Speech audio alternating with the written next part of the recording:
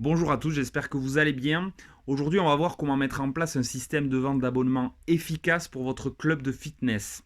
On va découvrir aussi des méthodes, des secrets de bons vendeurs d'autres secteurs que vous pouvez appliquer au fitness. Je vous invite du coup à passer de suite derrière mon écran pour voir tout ça. Et entre parenthèses, n'hésitez pas à liker la vidéo si vous appréciez le contenu et à vous abonner à ma chaîne, ça m'encourage à continuer. Faites un tour aussi sur sebastienag.com sur lequel je mets tous mes contenus et il y a aussi ma nouvelle formation qui est en précommande, Fidélisation Expert, qui est une formation qui va vous une méthode pour fidéliser vos adhérents sur le long terme de manière efficace. Allez, c'est la fin de la parenthèse, on se retrouve derrière l'écran tout de suite. Alors on est parti, on va parler de la vente tout simplement, et parce qu'aujourd'hui vendre vos produits c'est le plus important, vendre vos abonnements en club, ça l'est aussi, c'est ça qui génère du chiffre d'affaires, et il faut bien le faire comprendre à vos équipes, qu'ils soient vendeurs ou non vendeurs, que ça doit être l'objectif et que c'est ça qui fait vivre l'entreprise. Sans vente, il n'y a pas d'entreprise. La mind map là que j'ai fait, je vais pas traiter tous les points parce que vous voyez ici dans la partie vente et au-dessus, c'est des méthodes de tarification, c'est pas le sujet de la vidéo. Nous, on va voir les bonnes pratiques pour que vous puissiez vendre des abonnements de fitness et que vous soyez bon quand vos prospects rentrent dans votre club et que vous ayez des taux de transformation élevés. Aujourd'hui, fixez-vous des objectifs à 70-80%. 10 personnes qui rentrent dans votre club, 8 qui signent. Je vous rappelle, avant de rentrer dans le détail, qu'une personne qui rentre dans un club de fitness, elle est quand même assez qualifiée. On va rarement, c'est pas comme si on allait dans un magasin de vêtements où on flâne un petit peu. Les gens, quand ils viennent, ils ont envie de se mettre au sport. Ça, il faut bien que vos équipes en aient conscience, parce qu'il y a déjà un pas de fait. Et après, la différence, c'est à vous de la faire quand la personne vient au club. Donc alors, je vais vous présenter le concept de la résistance à la persuasion. C'est quelque chose que vous devez bien intégrer. Ne forcez pas vos ventes. Même si vous avez envie que la personne signe de suite, si jamais elle ressent de l'insistance de votre part pour qu'elle signe de suite, si elle a des doutes, elle signera pas, elle va fuir. Et vous la reverrez jamais. Ça, soyez-en sûrs. Les ventes dépendent de l'attitude du vendeur et non du prospect. Donc ça, c'est bien à intégrer. Vous avez beau avoir la meilleure salle du monde, les meilleures prestations, si vos vendeurs ou les personnes qui présentent tout ça aux prospects ne sont pas formées ou compétentes, ça marchera pas. Aujourd'hui, vous devez le remarquer dans vos équipes, il y a toujours des vendeurs plus performants que d'autres.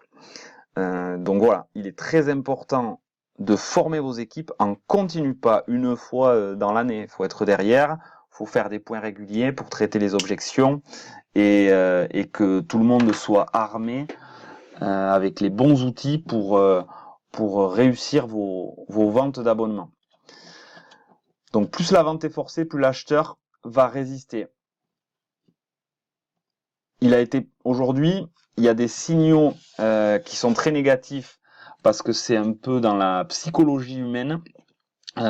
Si vous courez après le client, que vous êtes derrière lui tout le temps, le prospect qui rentre dans votre club, que vous le lâchez pas, qui cherche à partir, que votre prestation lui plaît pas, que vous l'avez pas convaincu et que vous essayez de le retenir encore, ça va avoir un effet très négatif. Si vraiment la personne ne correspond pas au club, il vaut mieux faire un peu d'anti-vente et lui dire, eh bien, très bien, voilà, à ce moment-là, bon vente. Dans tous les cas, les ventes forcées, je recommande pas.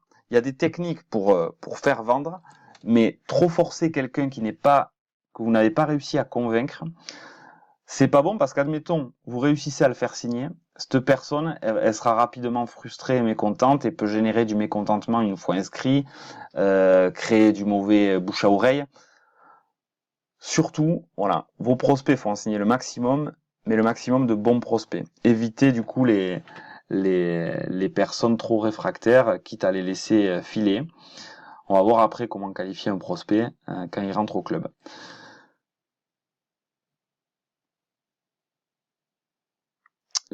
La bonne posture à avoir quand vous êtes en vente, de manière générale, c'est de devenir l'assistant de l'acheteur.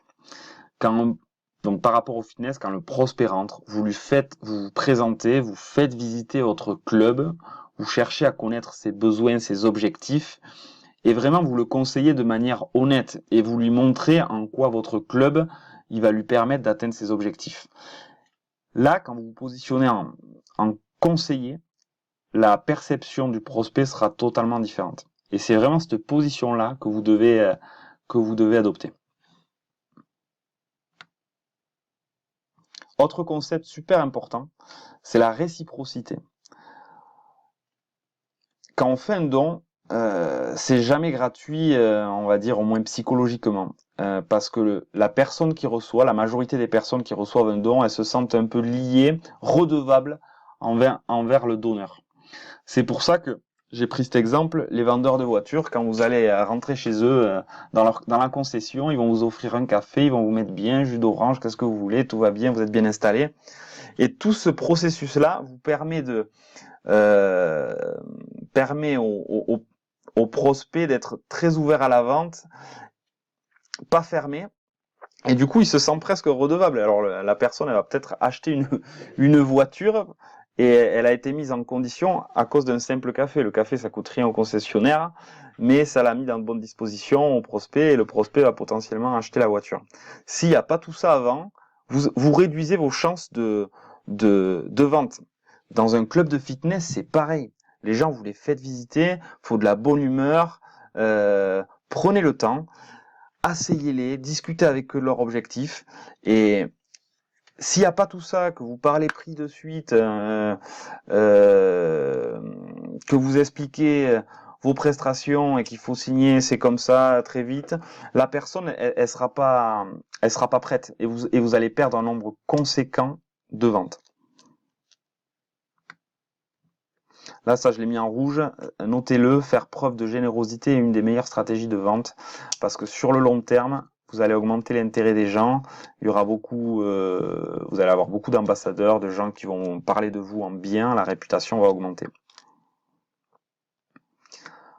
Autre aussi astuce ultra performante. Donc c'est de reconnaître un petit peu ses défauts. Les personnes, vous le voyez vous-même quand vous allez acheter quelque chose, vous êtes toujours méfiant d'un premier abord. Où est l'arnaque? Est-ce que c'est trop beau pour être vrai? C'est instinctif en fait. Et ça, pour casser cette barrière-là, reconnaissez si vous avez des petits défauts ou des choses qui sont pas parfaites, il faut le dire. Et ça permet. Et ça a l'effet inverse. Faut pas que vous ayez l'impression qu'en montrant des choses qui fonctionnent pas parfaitement, vous risquez de perdre la vente. Au contraire, la personne, elle va avoir plus confiance en vous. Comme on l'a dit auparavant, vous vous positionnez en assistant de l'acheteur. Donc, vous lui faites des petites confidences. Ça va pas, on va le corriger. Cette partie du club va être améliorée. Pour le moment, c'est comme ça. Quand les gens, ils vous demandent quels sont les moments où est-ce qu'il y a beaucoup de monde dans votre club? Là, il faut pas dire non, il y a personne, vous allez avoir la salle rien qu'à vous. Si votre club fonctionne, c'est pas vrai. Soyez honnête, dites-lui les créneaux où il y a du monde, voyez avec lui s'il peut venir à d'autres moments, et la personne, elle sera redevable et contente de votre honnêteté. C'est des choses, c'est des fonctionnements qui paient. Toutes les choses qu'on vient de voir là, c'est pendant la visite, en montrant le club au prospect, que vous devez mettre en place ces situations. Donc, le mettre dans le confort, vous positionner en assistant de l'acheteur, faire les confidences s'il y a des choses qui vont pas, ou faire preuve d'honnêteté du moins.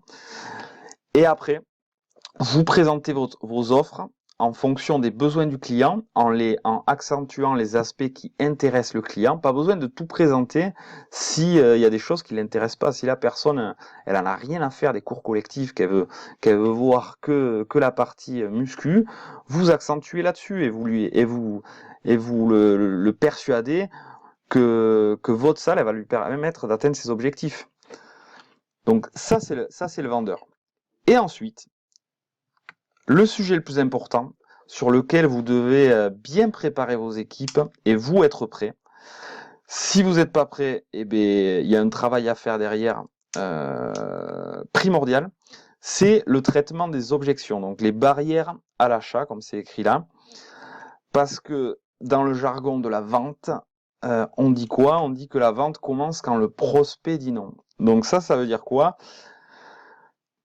Si un prospect vous dit non, j'ai pas envie de m'inscrire, je vais réfléchir, ça m'intéresse pas. C'est là que les bons vendeurs agissent. Si vos employés, quand quelqu'un leur dit ça, ils disent ben, très bien, à demain, au revoir, on se revoit quand vous avez décidé, machin truc, et bien ça, là vous perdez mais un nombre conséquent de ventes. Préparez-les à traiter toutes les objections. Donc normalement, vous devez connaître les besoins suite à la visite du club de votre prospect. Donc le bon vendeur, il fait quoi? Il identifie tous ses besoins et il élimine les barrières, les objections, une par une. Donc maintenant, on va voir en général les types d'objections que vous allez affronter. Avant de traiter les objections aussi, ce que j'avais oublié de vous dire, quand la personne rentre dans le club, pensez bien à vérifier que c'est lui le décideur pour l'abonnement. Donc si il a besoin de l'accord de son mari ou de sa femme pour se décider, il vaut mieux ne pas perdre trop de temps et leur dire de repasser ensemble. Voilà. Donc maintenant, les types d'objections que vous pouvez avoir. L'aversion pour la perte, la personne qui vous dit ça va pas marcher pour moi, vos solutions, ou ça va pas marcher tout court. Les personnes qui vont dire eh ben, je peux attendre, je vais réfléchir, j'ai besoin de réfléchir tranquille, ou ça sera trop difficile pour moi, ça marchera pas. Donc tout ça, c'est des schémas classiques dans tous les types de structures qu'on retrouve. Et il y a des réponses en face, donc à adapter à votre secteur, qui sont efficaces. Donc l'aversion pour la perte, c'est tout simplement aujourd'hui quand on veut acheter quelque chose, on met de l'argent, donc on a peur de se faire escroquer. C'est normal. Donc là, c'est tout ce qu'on a vu au début. Montrer la valeur de vos prestations, expliquer que l'argent que la personne va mettre chez vous, il en aura pour son argent du coup, et vous réénumérez toutes les prestations que vous avez présentées qui correspondent au tarif que vous lui vendez. Donc dans ce tarif-là, vous avez ça, ça, ça et ça, et je pense que ça va vous correspondre. Donc il faut répéter pour lever cette barrière. Cette barrière, normalement, elle n'est pas très dure à lever, notamment pour les clubs de fitness, parce que les personnes connaissent un petit peu les prix, elles se renseignent avant de venir maintenant sur Internet.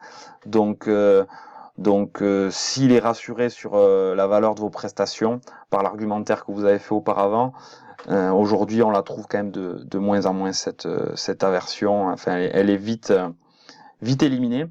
Pour le reste, c'est pas pareil. Donc vous avez pour la 2 et la 3, ça ne va pas marcher. Votre proposition, je pense pas qu'elle marche, ou ça va pas marcher, ça marche pour les autres, ça marche pas pour moi. Donc là, c'est des gens qui ont en général un manque de confiance en eux. Et pour rassurer, ce qui marche à tous les coups, c'est la preuve sociale, des témoignages de vos clients ou des recommandations. Pour les deux cas, ça marche. Si la personne elle vous dit j'ai un objectif de minceur mais j'y arrive pas, et bien là, regardez dans votre salle, si vous avez un adhérent qui a réussi un objectif pas loin, allez le voir avec la personne, montrez-lui, et bien ce monsieur il s'est inscrit il y a 5 mois, il a perdu 5 kilos, il est en pleine forme, venez on va lui parler. Et vous faites un petit dialogue avec à 3 qui va rassurer du coup votre prospect, et après ça les barrières seront toutes levées sans aucun souci. La barrière je peux attendre et c'est trop difficile, on peut les mettre dans la même catégorie. Tout simplement dans la même catégorie, parce que je peux attendre ou c'est trop difficile, c'est parce que les gens qui répondent ça, c'est parce ils ont pas vraiment conscience de leur problème, ou que leur problème n'est pas assez important. La personne qui veut faire du sport juste comme ça pour se défouler, c'est pas une motivation assez suffisante. Appuyez, cherchez le problème de fond avec votre prospect et reformulez-le. Donc là, vous venez pour vous défouler, mais peut-être que si la personne elle se sent mal dans sa peau, eh bien appuyez là-dessus et dites qu'on va s'occuper d'elle pour la remettre en forme, qu'elle puisse avancer. Et vous réénumérez ses problèmes et après vous remontrez votre solution en face et les résultats qui en découleront. Vous faites visualiser votre prospect à quelques mois sur la forme qu'il aura, par exemple, ou les objectifs qu'il aura atteints. Et ça marche. Donc la 4 et la 5, c'est des personnes qui n'ont pas un problème assez fort ou qui l'ont pas bien perçu. Donc là, il faut le reformuler en l'accentuant s'il faut. Et après, vous expliquez pourquoi votre solution est la meilleure. Ok ? Une fois que vous avez éliminé toutes ces barrières, donc ouais, petite astuce, si vous voulez mettre concrètement et bien former vos équipes, vous faites une réunion avec vos équipes, vous sur un tableau, vous mettez toutes les objections en les faisant participer auxquelles ils sont confrontés, auxquelles ils ne savent pas répondre, ou même celles auxquelles ils savent répondre, toutes les objections que vous avez dans votre club quand vous faites des argumentaires de vente, et vous leur mettez en face les bonnes réponses. Donc si vous n'avez pas forcément les bonnes réponses, vous y réfléchissez ensemble. Et après, ils apprennent ce tableau et normalement, à force de répéter, ça sera automatique et, et ça fonctionnera. Faut pas oublier qu'aujourd'hui, vendre un abonnement de fitness, c'est pas un produit très complexe, donc c'est à la portée de tous. Il faut juste donner les outils et les moyens de réussir. Et le traitement des objections, c'est le plus important. Une fois que vous avez traité toutes ces objections, vous faites un petit rappel en faisant avec la visualisation des résultats. Aujourd'hui, les gens, il faut qu'ils visualisent leur réussite et quand ils se projettent, comme dans l'immobilier par exemple, quand il y a une visite d'un appartement, vous le voyez dans les émissions sur M6 notamment, si la personne elle se projette, on va mettre la table là, ici ça sera le coin salon, et bien elle a plus de chances d'acheter que s'il n'arrive pas à visualiser comment il pourrait aménager l'appartement. Et bien là c'est pareil. Dans le fitness, il faut que la personne elle puisse se voir en pleine forme, atteindre son objectif de course à pied ou de prise de masse ou de minceur, de poids en moins. Faut lui montrer que c'est possible avec vous. Donc après, vous allez me dire, si malgré tout ça, tous ces traitements d'objection, la personne ne veut pas signer, il y en aura toujours. Donc, ce qu'il ne faut pas, c'est qu'il reparte du club sans rien, sans que vous ayez ses coordonnées, sans savoir pourquoi aussi, pourquoi la personne ne veut pas signer. Donc, il faut faire parler. Et il y a un super outil, donc c'est l'inversion du risque, qui va vous permettre d'avoir tout ça. Donc, comme je vous l'ai déjà dit, toute transaction comporte un risque pour l'acheteur et uniquement pour l'acheteur au premier abord. Ce qu'il faut faire, c'est il faut transférer ce risque. Donc là, je parle pour tout le type de commerce. Transférer ce risque, ça veut dire quoi notamment? C'est de s'engager sur une garantie de résultat. Donc c'est ce qui se fait aujourd'hui. Vous avez des garanties, des assurances qui vous permettent de débloquer tous les doutes que vous pourriez avoir. Pour le fitness, c'est très simple. Vous pouvez proposer un essai. Donc la personne, elle n'est pas sûre de s'inscrire. Vous sentez qu'elle hésite trop ou ça fait peut-être trop de temps que vous passez avec elle. Et il faut que vous lui proposez un essai. Elle peut pas refuser, c'est gratuit, c'est sans engagement. Je prends vos coordonnées pour qu'on puisse s'organiser et s'occuper de vous quand vous venez. Vous fixez la date avec elle et la personne repart, elle a toutes les informations. Et par contre, vous l'avez pas perdue, vous pouvez la rentrer dans votre base de prospects. C'est hyper important de faire ça parce qu'il y aura toujours des personnes qui voudront pas acheter du premier coup et qui auront besoin de tester, c'est bien normal. Le petit moins avec ça, c'est qu'il y aura des gens qui en profiteront, forcément, qui vont faire les essais ou qui profiteront des garanties que vous mettez en place et qui achèteront pas. Mais ce qui est sûr, c'est que vous ferez dans la masse un volume beaucoup plus grand de ventes. Vous perdez peut-être un acheteur de temps en temps, mais par contre, le nombre de ventes va augmenter énormément. Alors que si vous mettez pas un système en place comme ça, et bien le taux de transformation sera beaucoup plus faible. Donc ça, si vous n'avez pas un système comme ça, mettez-le en place, c'est la première chose que vous devez faire. Et enfin, grâce à ce système-là, on arrive à la réactivation. Donc c'est tout simplement les relances, donc qui sont bien connues quand même normalement dans le secteur du fitness. Mais c'est pareil, si vous n'avez pas de système de relance, il faut sérieux et rigoureux, faut le mettre en place. Donc c'est très simple, hein. Par exemple Netflix, si vous suspendez votre abonnement, sachez-le, 3 mois plus tard, vous aurez une proposition avec un tarif préférentiel. Et il y a des relances régulières qui sont faites comme ça. Et au bout d'un certain nombre de relances, ils annoncent la suppression de votre compte de leur fichier. Donc des fois, ça peut aussi générer une dernière envie de s'inscrire. Vous devez faire pareil dans vos clubs, mettre en place le système de relance.